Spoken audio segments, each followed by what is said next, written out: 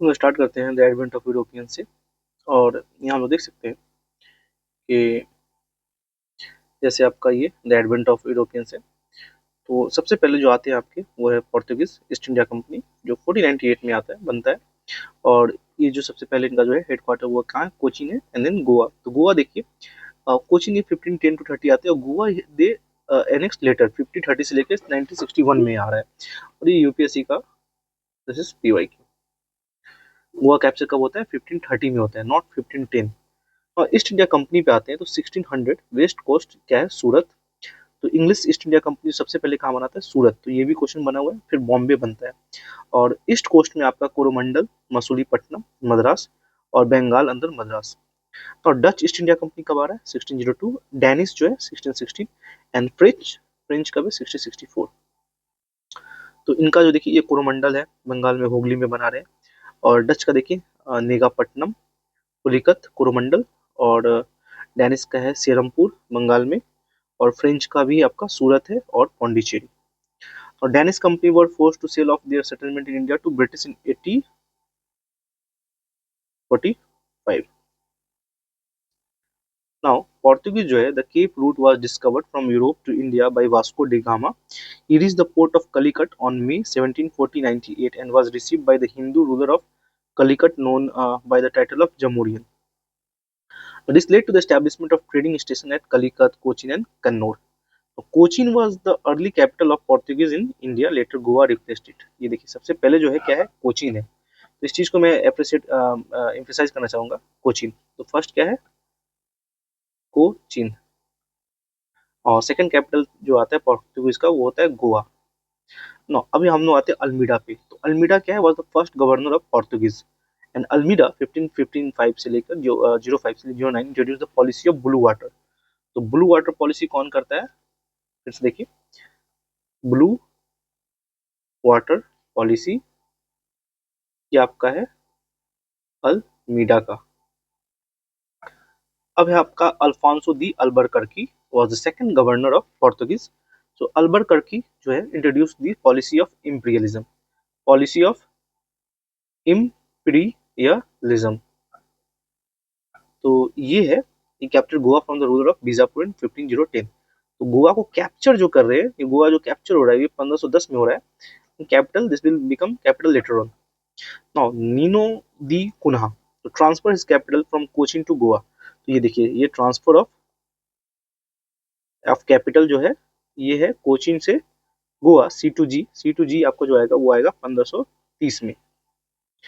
Okay, and acquired Diu and Bassein and from Bahadur Shah of Gujarat. तो ये भी क्वेश्चन बनता है किससे, कुन्हा ने किससे किया था, तो वो था आपका बहादुर शाह। अब है आपके Martin Alfonso de Sousa, the famous Jesuit saint Francisco Xavier arrived in India with him. और यहाँ से एक क्वेश्चन बहुत बढ़िया फ्रेम हुआ है यूपीएससी में, 2000 आपका 24 या 23 में आया हुआ है। तो दिस इज इम्पोर्टेंट और इसे हम लोग आगे फिर देखेंगे। ये है आपके फ्रांसिस्को जेवियर। तो यहाँ हम देख सकते हैं जो आप हमारे जो सेंट फ्रांसिस जेवियर है, was Spanish Catholic missionary who arrived in Goa in 1542 and to spread Christianity throughout the Indian Asia. और ये देखिए arrival in Goa in 1500 something and colony settlement India West Coast in 1542. Focus of the poor, he began by tending to sick hospital before moving on to preach mission in southern India. He spent 3 years on the southern eastern coast of India preaching to Paravas people and baptizing around 220,000 established churches. He built nearly 40 churches along the coast. Now founding of Jewish province जिसका Goa centre बनता है, spread of Christianity connection to Goa, he is revered as the patron saint of Goa. Or relics in Goa influence, he faced many challenges including the linguistic barriers and the negative example of some Portuguese soldier, but his work was instrumental in early spreading of Christianity in Asia. तो ये इसलिए he became very important. Now the Portuguese power witnessed a decline by the end of 16th century. Now the lost Hooghly in 1631 and after being driven out by the Qasim Khan, तो कौन करता है, कासिम खान करते हैं, Mughal Nobel of Shahjahan, इनको बाहर भेजता है। Now in 1661 the king of Portugal gave Bombay to Charles two. तो कौन है, king of Portugal gave Bombay to Charles II of England as dowry when he married the former's sister. The Maratha captured Salsette and Bassein in 1739. तो ये देखिए यहाँ पे आपको ये चला जाएगा यहाँ से.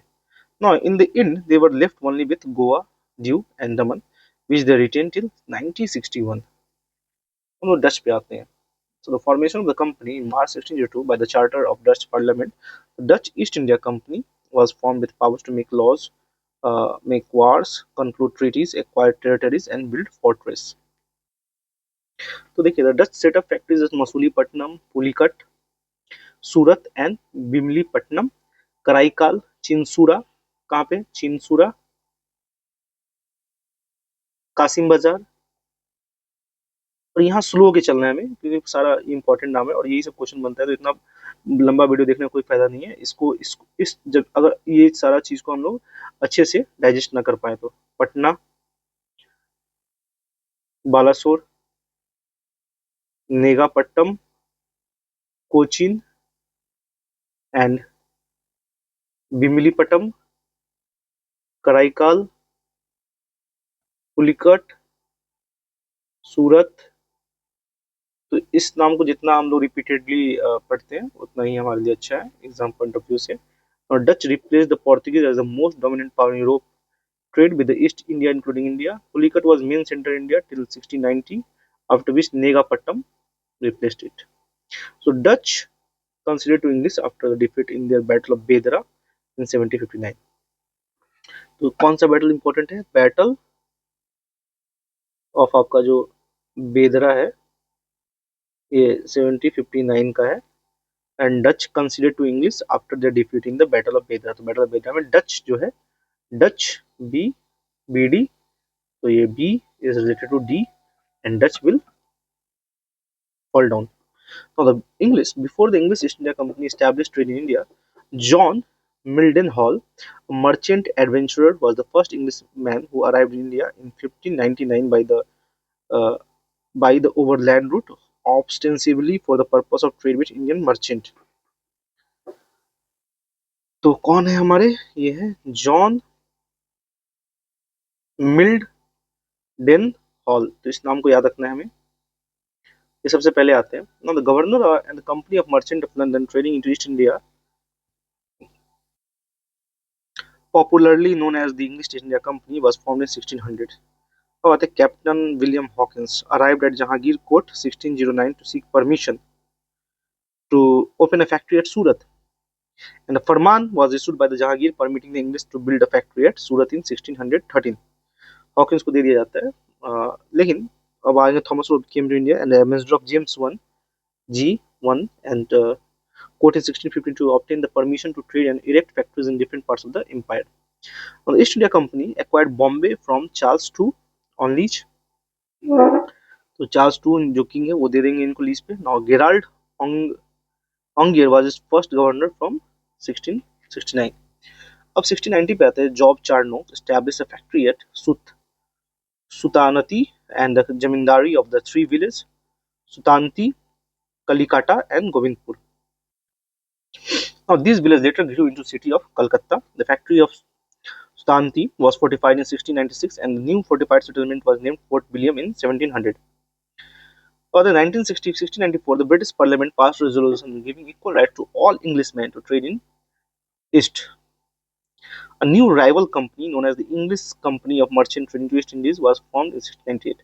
The final amalgamation of the company came in 1708 under the title of the United Company of Merchant of England Trading to East Indies. So this new company continued its existence till 1858. Now coming to French, the French East India Company was formed by Colbert. कौन बनाता है? Colbert. Colbert. The first French factory was established at Surat, Surat by Francis Caron, 1668. The first factory at Masulipatam, 1669. French power in India was revived under Leonore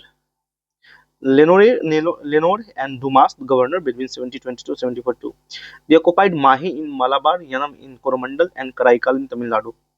The arrival of Dupleix as French governor in India, 1742, saw the beginning of Anglo-French conflict, Carnatic War, resulting in their final defeat in India.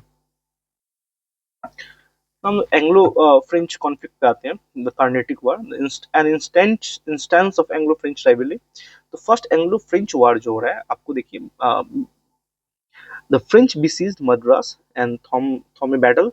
The Nawab of Carnatic army was defeated by French under Dupleix. And Treaty of Aix-la-Chapelle, 1748, Indian War of Austrian Succession and First Anglo-French War in India. Now, Second Anglo-French War जो है, Dupleix aligned with Muzaffarjung, Hyderabad, and Chanda Sahib, Carnatic Arcot. After initial reserve, Robert Clive emerged victorious. The Treaty of Pondicherry, Treaty of Godehu, new French governor in place of Dupleix, 1754, ended the Second Anglo-French War. And Third Anglo-French War, French Count de Lally captured Fort William David. French were defeated at the Vendée was 1760. It was decisive defeat of the French. The Treaty of Paris 1763 ended the third and final Anglo-French War in India. Pondicherry was the returned French by this treaty. So in next video we will continue with from modern India.